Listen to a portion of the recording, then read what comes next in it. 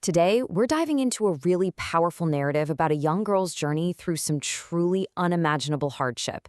It's a gut-wrenching story for sure, but it's also about something so much deeper. It's about resilience and how just one act of kindness can literally change the course of a person's life. So let's start here. Picture a young girl. Her name is Masha, and she's standing alone in a garden during a summer thunderstorm. To anyone looking, she just looks like a kid caught in the rain. But what they can't see is that her tears are mixing with the raindrops. This one image just perfectly captures the quiet, hidden suffering that had become her entire world. To really understand Masha's incredible strength, we have to rewind a bit.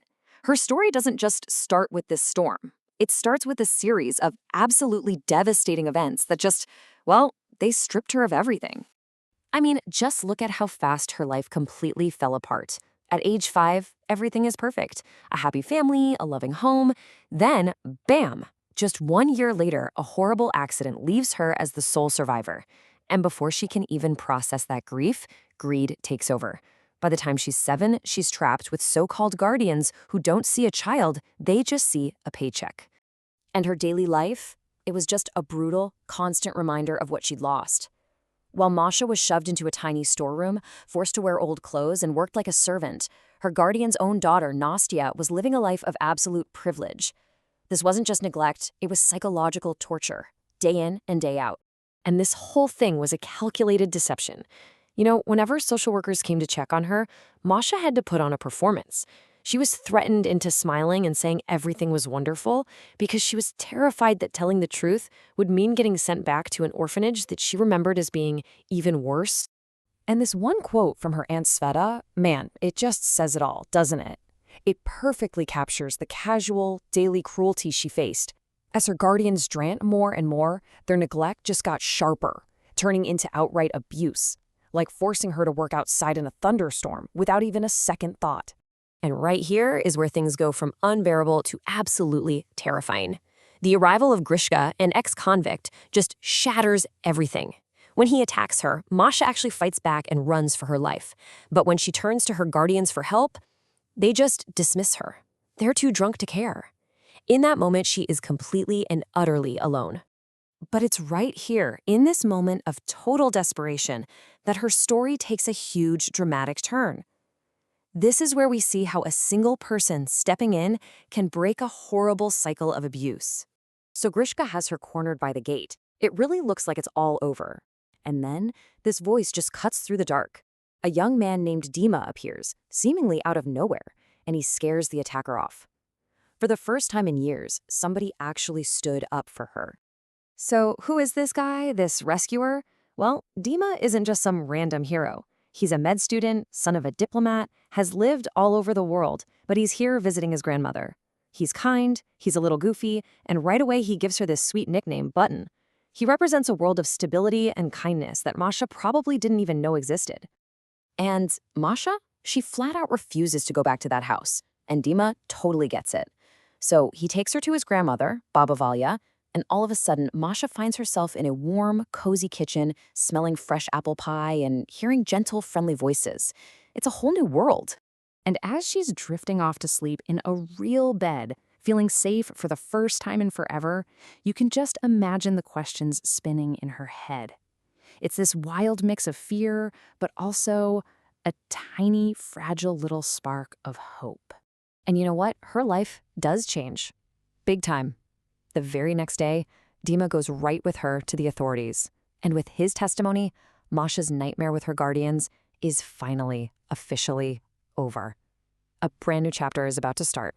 So instead of that awful place she remembered, Masha ends up in a pretty decent orphanage in the city. It actually becomes a real sanctuary for her. And it's there she meets Polina, a girl who's been in the system a long time and, has a much tougher, more cynical view of the world because of it.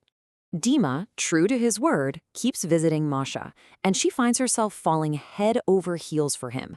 But her new friend Polina, she's not buying it. She sees Dima as this rich boy who's just toying with Masha's feelings and warns her to keep her guard up. It's a classic defense mechanism, born from her own rough past.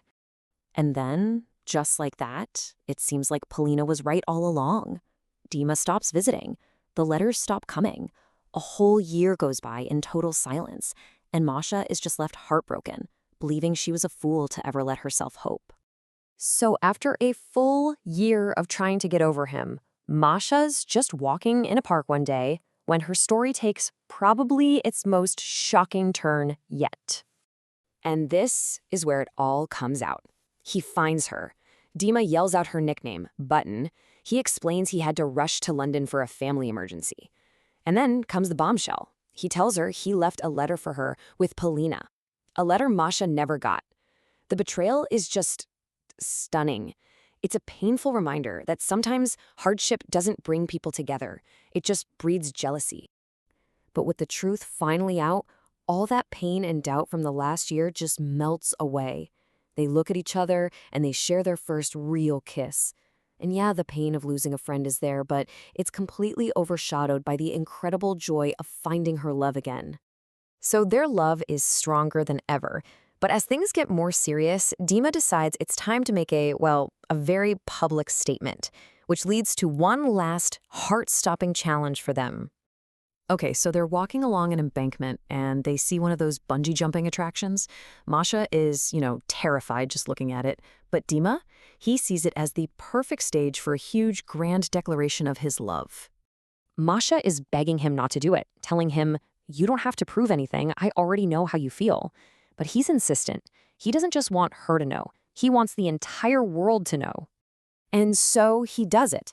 As he's flying through the air, his voice just rings out across the whole area for everyone to hear. It's this bold, fearless, completely undeniable statement, sealing a love that was born out of the most impossible circumstances. But after that incredible public high, a very private fear starts to creep in. Dima decides it's time for Masha to meet his parents, his diplomat father and his socialite mother. He's not worried at all, but Masha is absolutely terrified. Her entire life has taught her that she doesn't belong in a world like theirs, which leaves us with her final fearful question. What happens if his world just won't accept her?